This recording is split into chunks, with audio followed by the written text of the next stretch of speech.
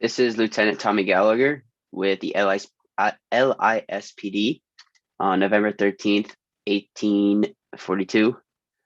The time is Sunday evening, and we are at Oldfields Farm or Mr. and Mrs. Smith's residence. It is a double homicide, and the Smiths are the victims. Case number 838-646322. So we begin the walkthrough outside. You can see there's cloudy weather, and we move over to the side of the house. We can see that the east room window is slightly lifted. The east room window, the bottom left pane is also broken. There's a bloody axe next to the basement entrance. Two window panes to the shed over here are broken. A shovel and a pickaxe leaning on the shed seem undisturbed. The door of the shed is unlocked. There's a footprint near the shed. And there's also a footprint by the east room window. There's a blood drop on the east room window, and there's a fingerprint on the shed door. When we go back to the shed, you can also see in the back there are chickens walking around free ranging, and there are sheep in the fenced area in the backyard, and there are scattered leaves all around the house. So now once we start to enter the house on the porch, you can see there's a pile of logs to the left of the front door. There's a barrel on the far left of the front porch. There's a broom on the far right of the front porch. The window blinds are open. I'll get a better view for everybody here. The window blinds are open. The dirt path up to the door has no grass. There's a footprint in that dirt patch. There's actually multiple sets of footprints. There's also a hair strand on the front porch.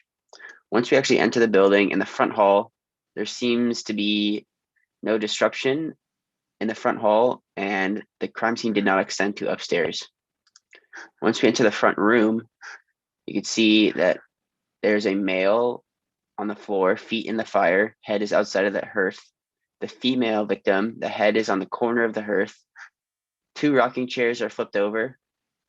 There is the first body A with blood pool A, and there's the second victim's body with blood pool B. There's blood spatter on the wall between the front room and the dining room. The dining room door is open. There's tea on the table side. There's a document on the left of the male victim's body. There's candles on the floor left of the male victim's body. There are blood droplets on the front room floor. There's a blood pattern on the front room wall. There's a hair strand by the front room tea table, and there's another hair strand on the floor, and there's also a fingerprint on the teacup.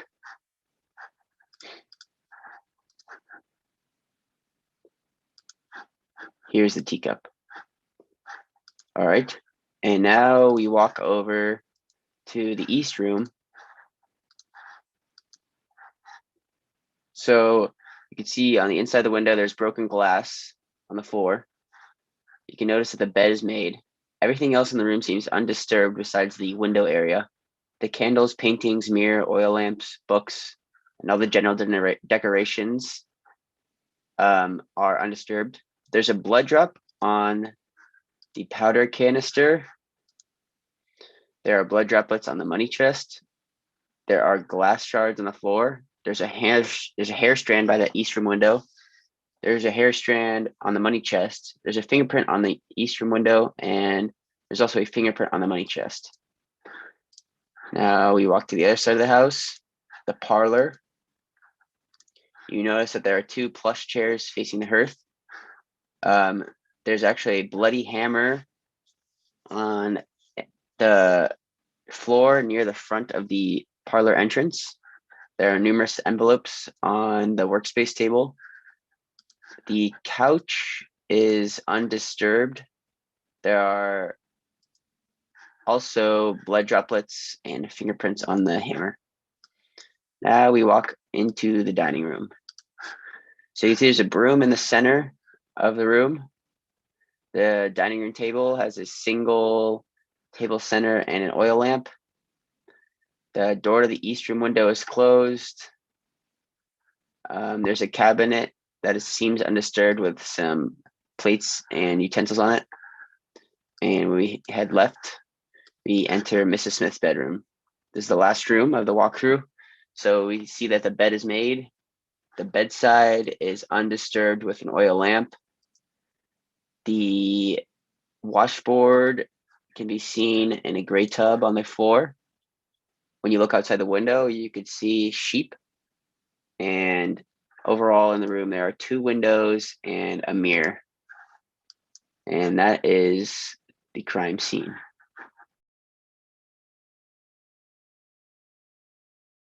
This is Sheriff Tommy Gallagher with the LIPD, and today I am interviewing Henry Bauer. So the first question is, Henry, do you like Mr. Smith?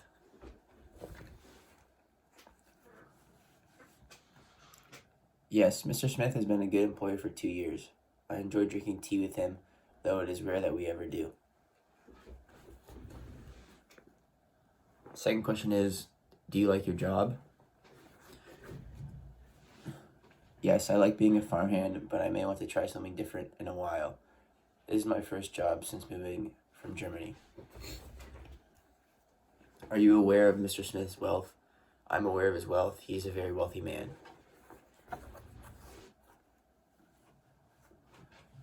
How are your relations with Mrs. Smith? She was always nice to me. It was sad that she was dead.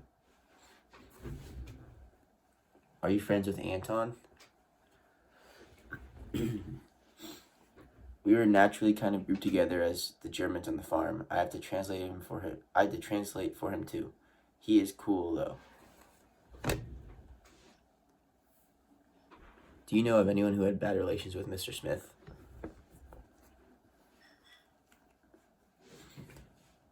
Not really. He kind of picked on Anton a little bit for not being able to speak English, but that was it.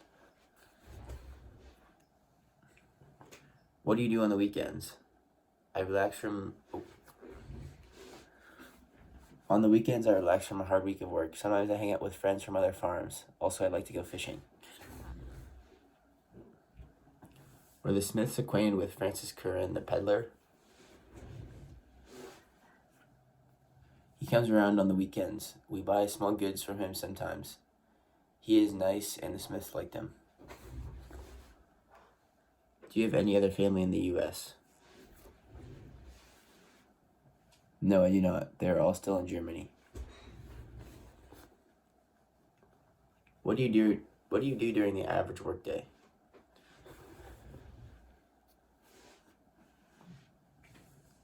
I do farm chores like weeding, watering, moving heavy equipment and machinery around. These cuts on my hands are from the hard work. Last question is, where were you on the night of the murders?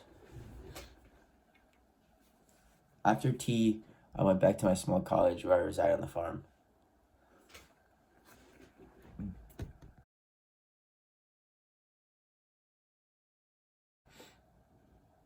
This is Sheriff Tommy Gallagher with the LIPD, and today I am interrogating Anton Geisler.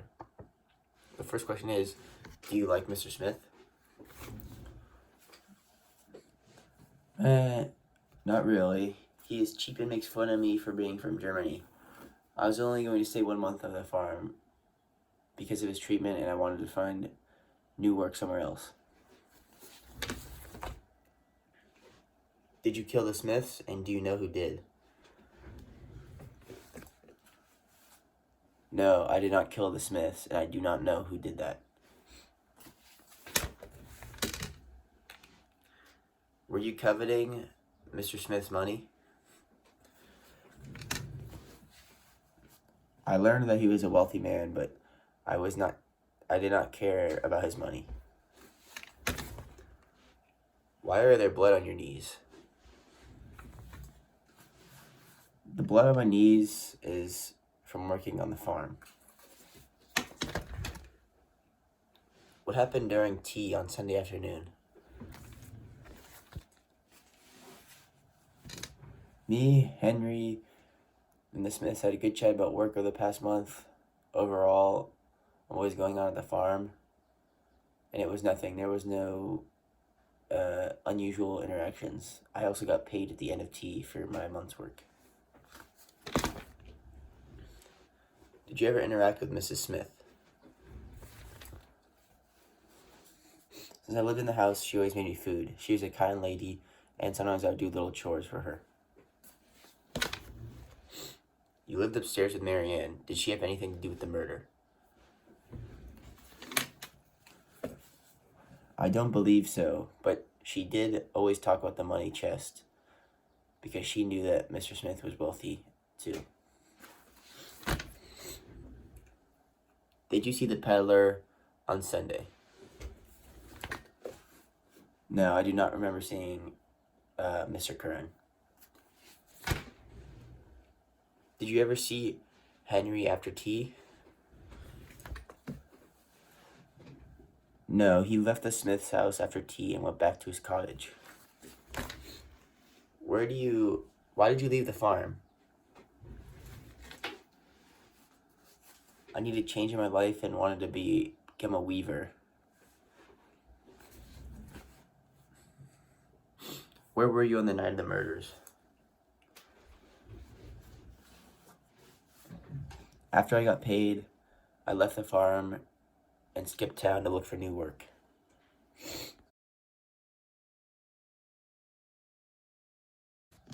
Your Honor and the jury, my name is Tommy Gallagher. I have a master's degree in criminology from Harvard University. I've been working with the LIPD for 12 years. I have taken and passed specialty courses on shoe impressions, DNA, and blood spatter analysis. I also study under a medical examiner while he autopsies cases I work on.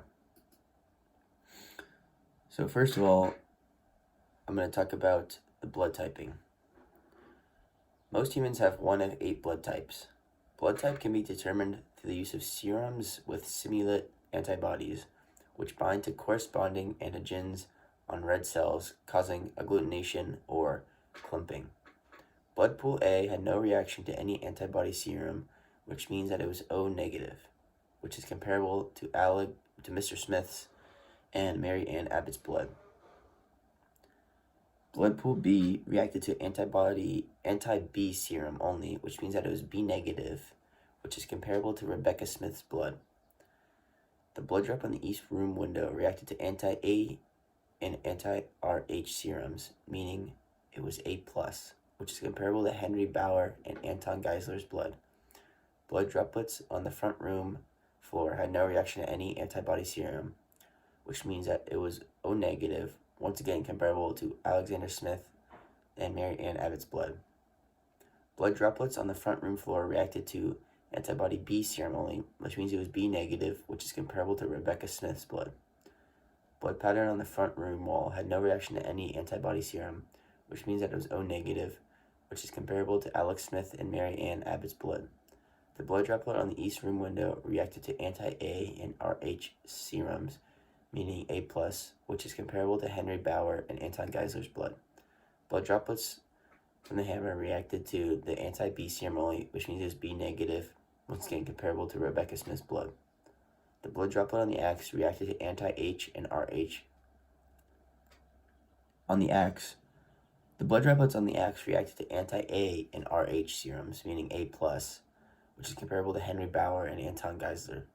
The blood droplets on the front porch reacted to A and RH serums, once again comparable to Henry Bauer and Anton Geisler's A+ blood.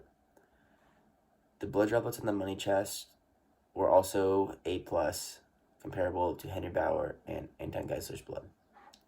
Next, we're going to look at blood splatter. Blood splatter can help reconstruct a crime scene by showing where a victim was injured, with what weapon the victim was injured, and what location of the body was the victim injured, as well as give information as to where the perpetrator was relative to the spatter. The first pool of blood is behind Mr. Smith's head. The head wounds suggest a blunt force trauma by a weapon such as a hammer or axe, most likely a hammer, at the top of the forehead. He then fell down and pooled blood. The second pool of blood is next to Mrs. Smith's body. The smothered, disturbed blood is evidence of some sort of struggle with her assailant or some movement after the initial injury, but she ultimately had the same fate as her husband.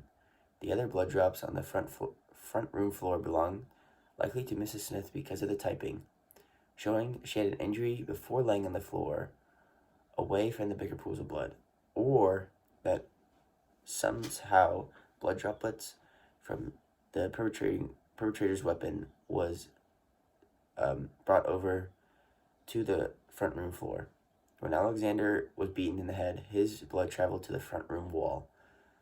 The blood drops on the east room floor and window are comparable to Anton Geisler's type, likely due to an injury from a struggle or the window shards from the broken window.